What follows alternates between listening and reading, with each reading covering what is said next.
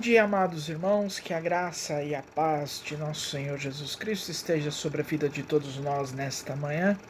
Mais uma vez nós nos reunimos na presença do nosso Senhor, em torno da sua palavra, que é a Bíblia, para junto meditarmos, junto exercitarmos a reflexão da palavra de Deus e, contudo, estudarmos a palavra de Deus.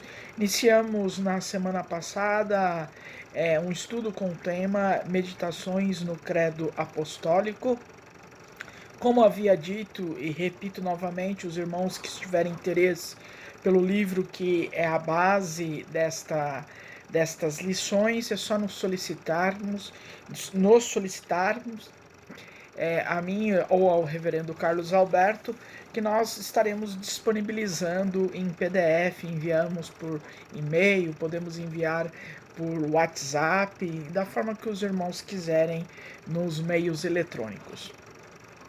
Nesta manhã eu estarei ministrando a abertura da Escola Bíblica Dominical e o reverendo Carlos Alberto estará hoje ministrando a aula. Então convido-os a prestar atenção nesta aula, que ela é muito importante, é para a nossa ideia de meditarmos o credo apostólico, não apenas ter conhecimento do credo apostólico, mas sim também utilizá-lo de uma forma de meditação, de estudá-lo, de compreendê-lo e entendê-lo. Convido os amados irmãos a fecharem seus olhos e fazermos uma oração inicial. Santíssimo, bondoso Deus, nesta manhã maravilhosa, nos colocamos na Tua presença em louvor e adoração e pedimos, ó Pai, que o Senhor venha, através do seu Santo Espírito, nos iluminarmos ao aprendermos da sua palavra. Abençoe o teu servo, o reverendo Carlos Alberto, que estará ministrando esta aula. Tudo isso pedimos em Cristo Jesus, o nosso Redentor. Amém. Amados irmãos, eu os convido a abrir as suas Bíblias no livro do profeta Ezequiel, capítulo 17, dos versos 22º ao 24º. Livro do profeta Ezequiel, capítulo 17, dos versos 22º ao 24º. Diz assim a palavra do Senhor. Sendo assim, eis que declara Yahvé, o soberano Deus: eu mesmo apanharei um broto do topo do mais vigoroso dos cedros e plantarei e arrancarei um renovo tenro dos seus ramos mais elevados e o plantarei sobre um monte imponente e sublime. Nos montes mais altos de Israel, eu pessoalmente o plantarei. Ele produzirá belos ramos e dará bons frutos, e se tornará um cedro exuberante. Pássaros de todo tipo se aninharão em sua copa frondosa. Todas as aves encontrarão abrigo à sombra dos seus galhos, e todas as árvores do campo saborearão que eu, o Senhor, faço cair a árvore poderosa e faço crescer alta e vigorosa a árvore baixa. Eu, o Eterno, resseco a árvore viçosa e faço florescer a árvore que estava seca. Eu, Yahvé, assim prometi e assim farei. Amados irmãos, a nossa reflexão deste domingo convida-nos a olhar para a vida e para o mundo com confiança e esperança. Deus é fiel ao seu plano de salvação. Continua hoje, como sempre, a conduzir a história humana para uma meta de vida plena e de felicidade sem fim. O profeta Ezequiel, em seu livro, no capítulo 17, dos versos 22º ao 24º, como acabamos de ler, assegura ao povo de Deus exilado na Babilônia que Deus não esqueceu a aliança nem as promessas que fez no passado.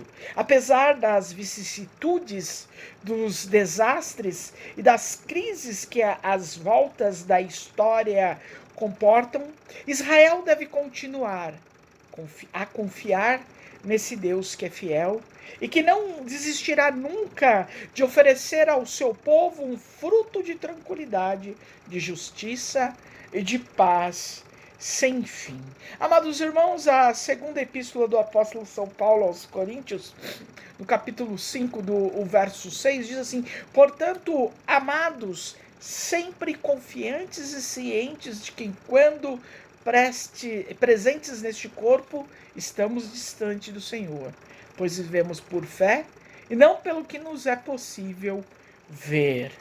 A epístola aos Coríntios, capítulo 5, dos versos de 6 a 10, recorda-nos que a vida nesta terra é marcada pela finitude e pela transitoriedade. Deve ser vivida como uma peregrinação ao encontro de Deus e da vida definitiva. O cristão deve estar consciente de que o reino de Deus, de que fala o evangelho de hoje, embora já presente na nossa atual caminhada pela história, só atingirá a sua plena maturação no final dos tempos, quando todos os homens e mulheres se sentarem à mesa de Deus e receberem de Deus a vida que não acaba. É para aí que devemos tender. E essa a visão que devemos animar a nossa caminhada. O Evangelho segundo o apóstolo São Marcos, capítulo 4, dos versos 26 ao 34, apresenta uma reflexão sobre o reino de Deus e que o reino de Deus, essa realidade nova que Jesus veio anunciar e propor, trata-se de um projeto que avalia a luz da lógica humana. Pode parecer condenado ao fracasso, mas ele encerra em si o dinamismo de Deus e acabará por chegar a todo mundo e a todos os corações, sem alarde, sem pressa, sem publicidade. A semente lançada por Jesus fará que esta realidade velha que conhecemos vá aos poucos, dando lugar ao novo céu e à nova terra que Deus quer oferecer a todos. Amados, vivemos num momento de crise, de uma pandemia de proporção global. Mas esse tempo em que estamos vivendo como cristãos, como cristandade do mundo, devemos olhar para a vida e para o mundo com confiança e esperança no Senhor. Independente das dificuldades e das lutas, precisamos apenas confiar no nosso Deus. Que todos nós tenhamos uma abençoada aula na palavra de nosso Senhor Jesus Cristo, ministrada através do seu servo, Reverendo Carlos Alberto.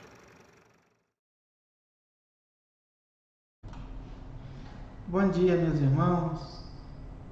Nós vamos começar a nossa escola dominical hoje, lendo Mateus capítulo 28, me perdoem, do versículo 18 até o versículo 20. Mateus 28, do 18 ao 20. A palavra do Senhor nos diz assim: Jesus, aproximando-se, falou-lhes, dizendo: toda a autoridade me foi dada no céu e na terra. Ide, portanto, fazei discípulos de todas as nações, batizando-os em nome do Pai, do Filho e do Espírito Santo, e ensinando-os a guardar todas as coisas que vos tenho ordenado. E eis que estou convosco todos os dias, até a consumação do século.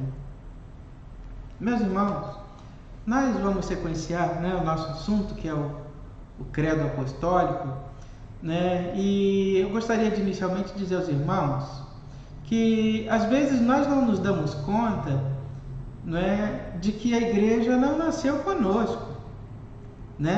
Entre Jesus e nós há um intervalo de tempo em que muitas coisas aconteceram na vida da igreja. Aquela igreja nascedora lá com Paulo, Pedro, João, Mateus e todos os apóstolos, chamada igreja primitiva, nasce pela força, pelo poder do Espírito Santo, mas nasce muito combatida, né, pelos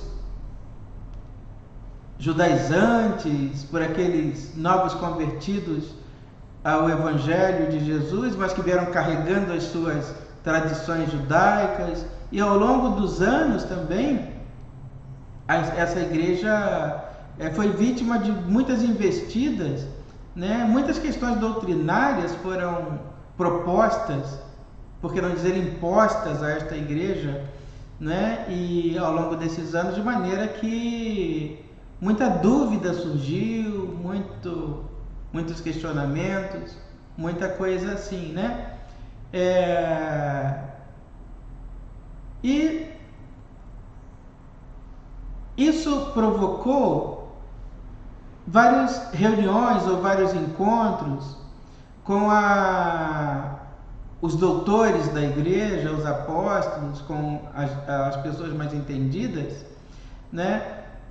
Para discutir nada menos do que a doutrina da igreja, a base doutrinária da igreja, o que a igreja acredita, né? Em que a igreja acredita.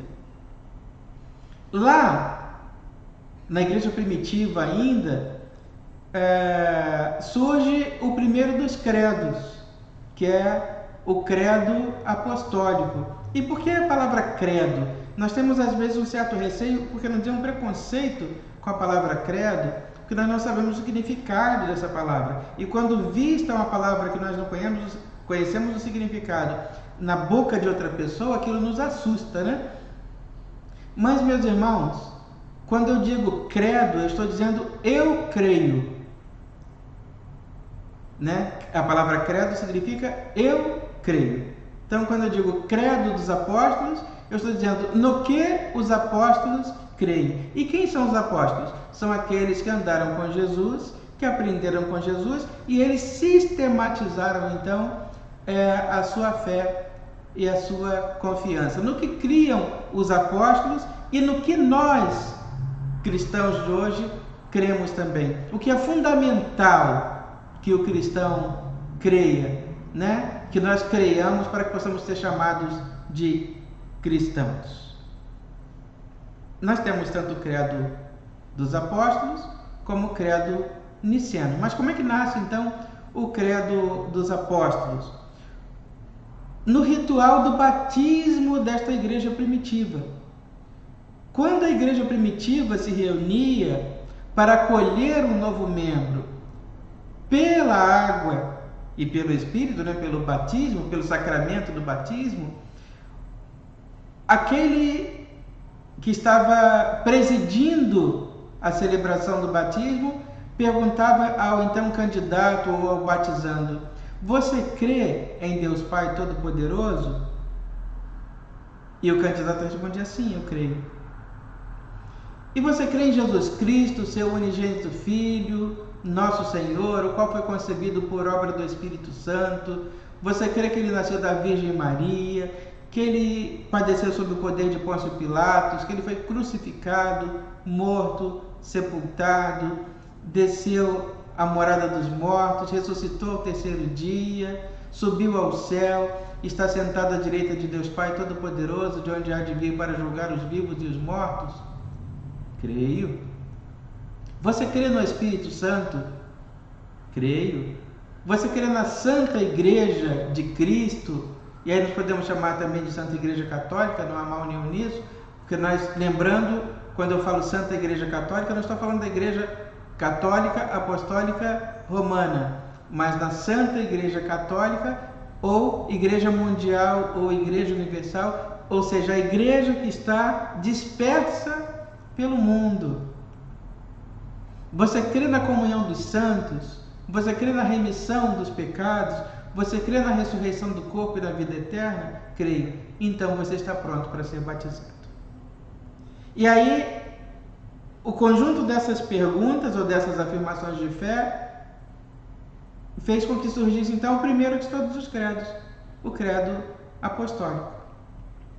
Alguns anos depois, alguns séculos na verdade, surgiram algumas questões doutrinárias que precisavam ser respondidas pela igreja. Então a igreja se reuniu na cidade de Niceia para discutir então aquelas questões muito sérias que precisavam ser respondidas, né? E ao final de toda aquela discussão, a ata daquela reunião, né, ou a sistematização, a definição do que afinal a igreja crê,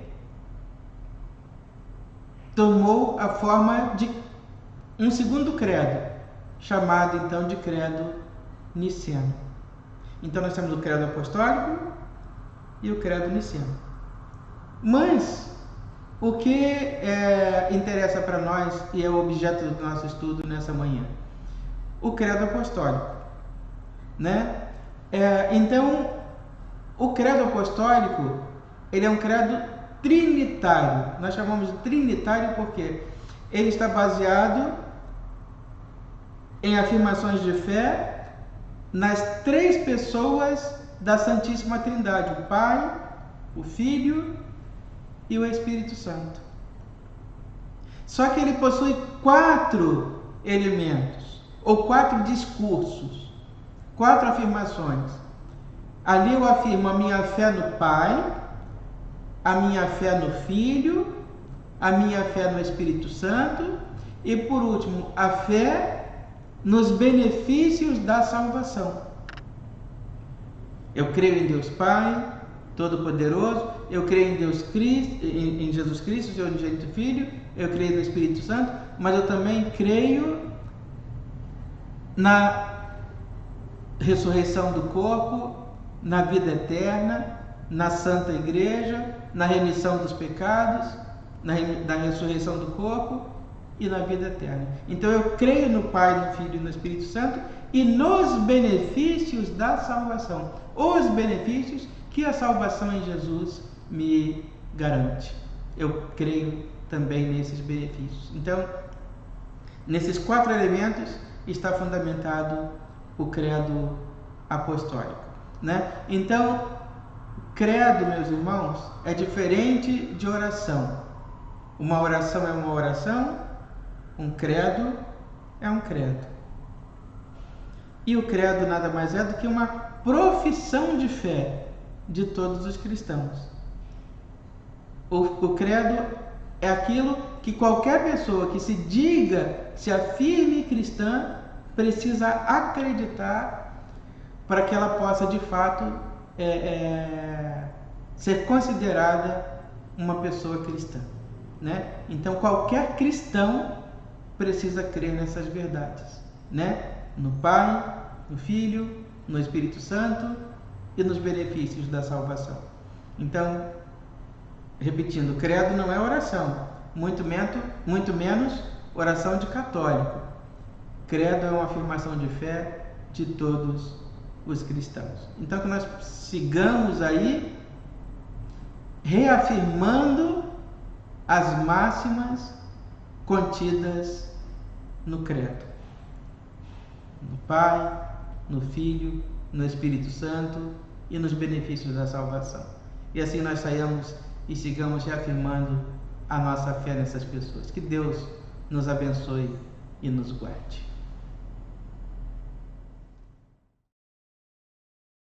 Amados irmãos, partindo para o encerramento e confiantes na palavra de Deus, como nós meditamos ao iniciarmos a escola bíblica dominical deste domingo, e também aprendemos nas meditações do credo apostólico, que nunca desanimemos como cristãos.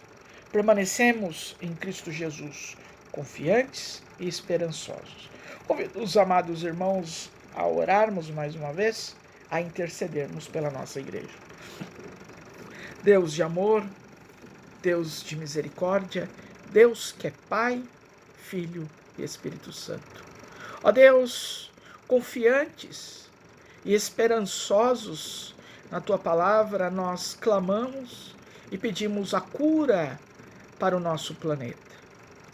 Que todos nós possamos nos livrarmos, ó Pai, dessa doença a qual tem contaminado a humanidade. Pedimos pela vida dos nossos irmãos que foram contaminados, que estão doentes, que estão hospitalizados, estão em situações graves, outras menos graves, mas que o Senhor possa olhar para a vida desses nossos irmãos, ó Pai.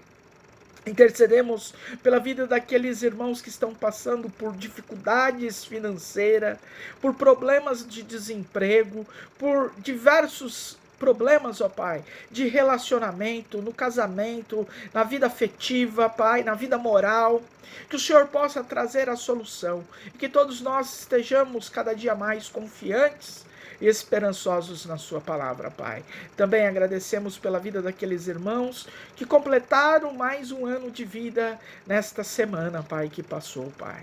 Ó Deus, pedimos também pela vida dos nossos pastores, pedimos pela vida da nossa igreja, pela vida do conselho de presbíteros e presbíteras, pela vida, Pai, da nossa mesa diaconal, os diáconos e as diaconisas, Pai. Enfim, Senhor, por toda a liderança da nossa igreja local e nacional também, ó Pai. Solicitamos, ó Pai, humildemente de coração, que o Senhor, que é um Deus, que é Pai, Filho e Espírito Santo, ouça o nosso clamor, ouça as nossas orações e, segundo a sua vontade, as atenda, Pai. Tudo isso pedimos em nome de Jesus Cristo, o seu Filho amado. Amém. Amém. Que os amados irmãos tenham uma excelente e abençoada semana em nome do Senhor Jesus. E até o próximo domingo. Fiquem todos na paz de nosso Senhor.